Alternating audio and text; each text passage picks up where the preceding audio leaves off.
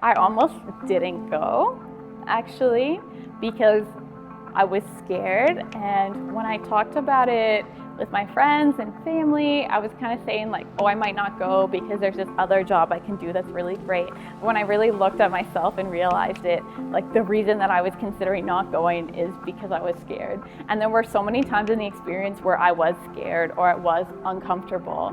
And I think doing that despite all of the fear and the uncertainty made it a very powerful experience for me. My name is Katie Flynn. This past summer, I did my co-op in Tanzania, and I worked in a rural hospital named Haydom Lutheran Hospital. If you work another co-op job, you work 9 to 5 and then you go home. But when I was in Tanzania, I would work during the day, but in the evenings and the weekends, I'm still there. So it's more than just an academic, professional experience. I think it is a personal experience as well.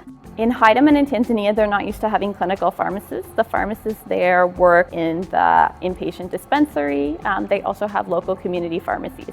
But they aren't used to having pharmacists on the patient floors and pharmacists going on rotations. That's a very new thing. I can't tell you how many times someone would meet me and say, are you a medical student? Are you a physio student? And I would say, no, I'm a pharmacy student. And they would ask me like, why aren't you in the pharmacy? What are you doing here? But I was in pediatrics most of the time. I liked working with the kids. One of the doctors that I became close to, who was a pediatrician, did a lot of outpatient clinics once or twice a week.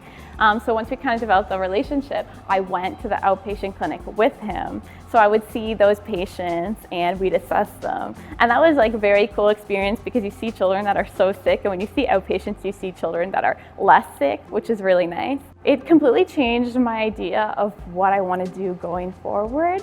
I felt like I just had this feeling of rightness when I was working there. Not letting fear stop me was just a really powerful thing for myself. And I think when I went to Haydom, I had a lot of professional development, learning about tropical diseases, interprofessional care, etc. But I also had a lot of personal growth doing all of this by myself, living in a new culture, meeting people from all over.